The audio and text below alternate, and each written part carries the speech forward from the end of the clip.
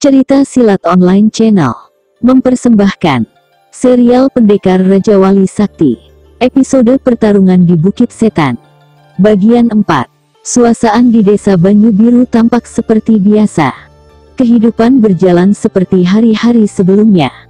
Desa yang menjadi tempat persinggahan perahu-perahu pedagang dan para pengelana pencari kehidupan maupun tokoh-tokoh rimba persilatan. Kehidupan kembali berlangsung menjelang pagi tiba. Di sebuah kedai minum tampak Pendekar Raja Wali Sakti dan Kipas Maut duduk menghadapi meja. Seguci arak dan makanan tersedia hampir memenuhi meja kecil dari kayu jati. Sejak datang pagi-pagi sekali, Pendekar Raja Wali Sakti terus memasang mata dan telinga. Dia ingin tahu perkembangan rencana yang sudah dilaksanakannya kemarin siang. Tampaknya berita yang kusebar belum diketahui banyak orang, kata Rangga agak berbisik. Mungkin masih terlalu pagi, sahut Pandan Wangi. Ya, kita tunggu saja, desah Rangga. Kau yakin mereka akan tertarik ke Bukit Setan? Tanya Pandan Wangi. Mudah-mudahan begitu, asal kau tetap ingat. Jangan sekali-sekali mengaku kalau kau si Kipas Maut. Tetap saja memakai nama Pandan Wangi. Lalu, senjataku. Simpan saja dulu. Kau bisa menggunakan senjata lainnya, kan? Percakapan mereka terhenti ketika dua orang laki-laki bertubuh tinggi kekar masuk ke dalam kedai. Mereka mengenakan pakaian serba hitam. Tampak di punggung masing-masing tersampir sebilah pedang.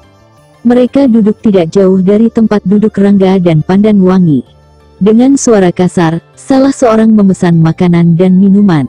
Rangga memperhatikan dari sudut ekor matanya. Lagak dan tingkah kedua orang itu sangat memuakkan. Mereka seperti di rumah sendiri saja. Main perintah dan membentak para pelayan. Kau kenal mereka? Tanya Rangga berbisik. Ya, aku kenal. Yang pakai kalung rantai namanya Macan Hitam, dan satunya lagi Gagak Hitam. Mereka dikenal dengan julukan Iblis Kembar Hitam, sahut Pandan Wangi menerangkan. Rangga mengangguk-anggukkan kepalanya. Matanya beralih menatap seorang wanita muda yang cantik duduk sendirian agak ke pojok. Pakaiannya yang ketat berwarna merah menyala membuat lekuk tubuhnya tampak jelas. Dari sikapnya, sudah bisa diduga kalau wanita itu jelas dari kalangan rimba persilatan. Lebih-lebih kalau melihat dua pisau terselip di pinggangnya. Rupanya bukan hanya Rangga yang memperhatikan wanita cantik itu. Dua orang yang dikenal dengan julukan Iblis Kembar Hitam juga tertarik untuk memandang wanita cantik itu. Gagak Hitam mengerdipkan matanya pada Macan Hitam. Hehehe, kau tertarik dengan perempuan itu, adik Gagak Hitam? Macan Hitam terkekeh. Aku rasa kau juga tertarik Kakang, sahut Gagak Hitam. Dia memang cantik. Hehehe, memang sayang kalau dilewatkan begitu saja. Macan Hitam berdiri sambil terkekeh. Kakinya melangkah berat menghampiri wanita cantik yang dimaksudkannya itu. Macan Hitam mengangkat kaki ke atas kursi di depan wanita itu. Sementara Rangga yang memperhatikan sejak tadi hanya mencibir. Dia berharap Macan Hitam kena batunya. Sejak tadi dia telah muak melihat tingkahnya yang sok dan urakan. Rangga menjulurkan kepalanya mendekati Pandan Wangi. Siapa perempuan itu? Tanya Rangga. Yang baju merah. Pandan Wangi balik bertanya. Iya, dia pisau terbang. Rangga mengangguk-anggukkan kepalanya. Dalam hatinya memuji kejelian dan pengetahuan Pandan Wangi terhadap tokoh-tokoh rimba persilatan di Desa Banyu Biru ini. Pandan Wangi memang lebih dulu malang melintang di dunia persilatan ketimbang Pendekar Raja Wali Sakti. Tidak heran kalau tahu banyak perkembangan dan tokoh-tokoh rimba persilatan saat ini. Sementara itu Macan Hitam mulai beraksi menggoda wanita cantik berbaju merah menyala yang dijuluki si pisau terbang. Kelihatannya pisau terbang tidak peduli dengan sikap memuakan Macan Hitam. Tenang sekali dia menikmati arak manisnya. Sendirian saja Cah Ayu. Suara Macan Hitam dibuat lembut. Namun tetap saja terdengar kasar dan serak. Pisau terbang hanya menggumam kecil. Boleh aku temani? Silakan asal kau mampu mengangkat guci arakku, sahut si pisau terbang kalem. Hehehe. Macan Hitam terkekeh. Matanya mengerling pada Gagak Hitam. Dia merasa tantangan itu merupakan satu permainan anak bau kencur. Macan hitam yakin kalau hanya mengangkat guci arak saja itu masalah mudah. Tangannya terulur dan mencekal leher guci. Tapi, begitu akan ditarik guci itu, mendadak wajahnya jadi pucat. Guci itu tetap pada tempatnya.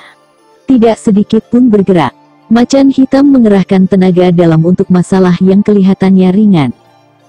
Macan hitam membetot guci yang menjadi berat sekali. Pisau terbang tersenyum sinis mengejek. Tangannya terulur dan menyentil tangan macan hitam yang menggenggam leher guci. Macan hitam langsung menarik tangannya. Pisau terbang dengan enak mengangkat guci arak dan menuang isinya ke dalam gelas parungan.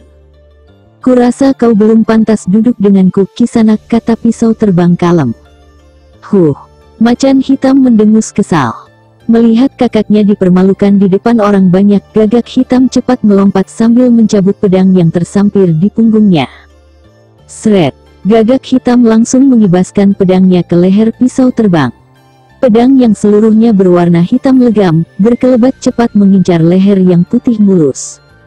Namun hanya dengan menarik kepalanya ke belakang, kibasan pedang itu hanya lewat di depan wajah pisau terbang. Pisau terbang mengangkat tangannya dan menyentil pergelangan tangan Gagak hitam yang menggenggam pedang. Gagak hitam memekik tertahan ketika merasakan pergelangan tangannya nyeri kesemutan. Buru-buru dipindahkan pedangnya ke tangan kiri. Kemudian melompat satu langkah ke belakang. Banyak ialat kotor di sini, dengus pisau terbang. Perempuan liar. Buka matamu lebar-lebar, siapa yang ada di depanmu? Bentak macan hitam gusar. Aku tahu kalian cuma tikus-likus busuk yang mengganggu selera minumku, sahut pisau terbang dingin. Bedebah. Kau harus mampus di tangan iblis kembar hitam. Bentak Gagak hitam. Pantas saja muka kalian jelek. Keparat. Macan hitam segera mencabut pedangnya, dan mengibaskannya dengan cepat. Pisau terbang hanya menarik sedikit dadanya ke belakang. Kibasan pedang macan hitam lewat di depan dadanya yang membukit indah. Gagak hitam langsung menyusul menerjang sambil menusukkan pedangnya. Pisau terbang seketika melompat dari duduknya. Lalu begitu kakinya menjejak meja, dengan cepat berputar seraya melayangkan kaki kanannya. Begitu cepat gerakan pisau terbang, sehingga hal itu tidak diduga sama sekali oleh iblis kembar hitam. Buk, buk, dua tendangan maut bersarang di dada macan hitam dan Gagak hitam. Mereka terjajar ke belakang dengan mulut meringis. Mendadak saja mereka merasakan dadanya sakit dan sesak.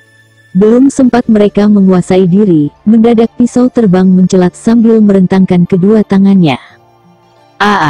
Iblis kembar hitam berteriak nyaring hampir bersamaan. Kedua tangan pisau terbang menjambret dua tubuh tinggi besar, dan melemparkannya keluar dari kedai. Dua tubuh besar melayang deras di luar kedai. Pisau terbang melenting kembali, dan tahu-tahu telah duduk kembali di tempatnya semula. Sikapnya sangat tenang seolah-olah tidak pernah terjadi apa-apa terhadap dirinya. Sementara itu iblis kembar hitam sudah bangkit lagi. Sambil menggeram, mereka serentak menerjang masuk. Tapi, hampir bersamaan mereka memekik tertahan. Kemudian tubuh besar itu terjungkal dengan leher tertembus potongan bilah bilik bambu. Sebentar saja iblis kembar hitam berkelojotan, lalu diam tak bergerak-gerak lagi. Semua kejadian itu tidak lepas dari perhatian pendekar Raja Wali Sakti. Ketika iblis kembar hitam menerjang masuk, dengan cepat pisau terbang memotes bilik bambu di dekatnya, lalu menjentikkan jarinya seraya mengerahkan tenaga dalam yang cukup tinggi. Hasilnya memang mengagumkan. Satu ilmu melempar yang sempurna sekali. Cepat dan sulit diikuti oleh mata biasa. Kelihatannya tempat ini sudah tidak aman lagi, Kakang, kata Pandan Wangi berbisik. Rangga hanya bergumam. Sebaiknya kita pergi saja dari sini, ajak Pandan Wangi. Tunggu dulu, Pandan, cegah Rangga menahan tangan gadis itu. Pandan Wangi terpaksa mengurungkan niat ingin bangun. Hatinya semakin tidak menentu saja. Bukannya takut menghadapi segala macam kemungkinan, tapi dia tidak ingin menampakkan diri lebih dulu. Masalahnya di desa Banyu Biru ini rata-rata telah mengenal wajahnya, meskipun memakai pakaian dan dandanan yang berbeda. Pandan Wangi merasa dirinya masih cukup bisa dikenali orang. Dari sudut ekor matanya, Pandan Wangi cepat tahu kalau sejumlah orang di dalam kedai ini telah memperhatikan dirinya. Lebih-lebih seorang kakek tua yang duduk agak jauh darinya. Pandangan kakek tua itu tidak pernah berpaling darinya. Pandan Wangi tahu kalau kakek tua itu yang dijuluki kakek tangan seribu. Pandan Wangi jadi gelisah sendiri. Dia khawatir samarannya diketahui oleh kakek tangan seribu. Atau mungkin oleh yang lainnya. Kegelisahan Pandan Wangi bisa dirasakan Rangga yang sejak tadi memegangi tangan gadis itu. Punggung tangan gadis itu berkeringat dan terasa dingin. "Apa yang kau pikirkan, Pandan Wangi?" tanya Rangga. "Tidak," sahut Pandan Wangi cepat-cepat. Dia tidak ingin pendekar Raja Wali Sakti itu mengetahui kegelisahannya. "Kau kelihatan gelisah sekali." "Tidak, aku tidak apa-apa." Kau akan pergi dari sini." Pandan Wangi tidak menjawab. "Baiklah. Mungkin kedai ini terlalu panas untukmu." Pandan Wangi berdiri setelah Rangga bangkit berdiri. Pendekar Raja Wali Sakti itu meletakkan beberapa keping uang perak di atas meja, kemudian menarik tangan Pandan Wangi. Mereka melangkah keluar dari kedai. Pandan Wangi masih sempat melirik kakek tangan seribu yang tersenyum dan menganggukkan kepalanya sedikit kepadanya. Tentu saja gadis itu jadi terkejut. Buru-buru dia melangkah keluar mendahului Rangga. Pandan Wangi sudah merasa kalau penyamarannya sudah diketahui oleh kakek tangan seribu. Rangga yang merasakan kalau Pandan Wangi gelisah, segera mempercepat langkahnya. Mereka terus berjalan cepat meninggalkan kedai yang dipenuhi orang-orang rimba persilatan. Sepanjang jalan mereka masih melihat beberapa orang menyandang senjata dengan bermacam-macam bentuk dan ukuran. Pandan Wangi berjalan tanpa mengangkat kepala, sampai mereka tiba di perbatasan desa Banyu Biru. Mereka baru berhenti setelah sampai di tempat yang sepi dari keramaian. "Pandan Wangi." Rangga menepuk pundak gadis itu. "Oh." Pandan Wangi terkejut, langsung berbalik menghadap pendekar Raja Wali Sakti. "Di kedai tadi kau kelihatan gelisah. Ada apa? Ada orang yang mengenalimu?" "Aku." Tidak." Pandan Wangi jadi gugup. Rangga melepaskan pegangannya pada pundak gadis itu. Dia mundur 2 langkah dan duduk di atas batu. Pandan Wangi masih tetap berdiri memandang ke arah desa Banyu Biru. Pikirannya masih tertuju pada kakek tangan seribu. Sungguh dia tidak menginginkan kakek tangan seribu muncul dalam keadaan begini. Pada saat dirinya dilanda kesulitan besar karena adanya kabar kosong yang melibatkan dirinya secara langsung.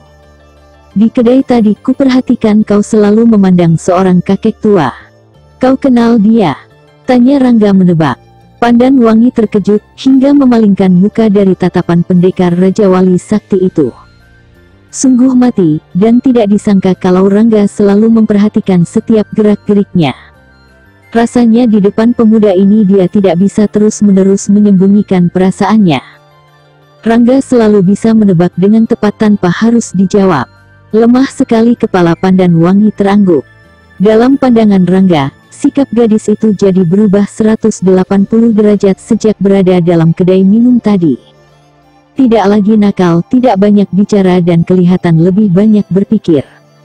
Sepertinya Rangga tidak lagi melihat Pandan Wangi yang dikenalnya beberapa hari lalu.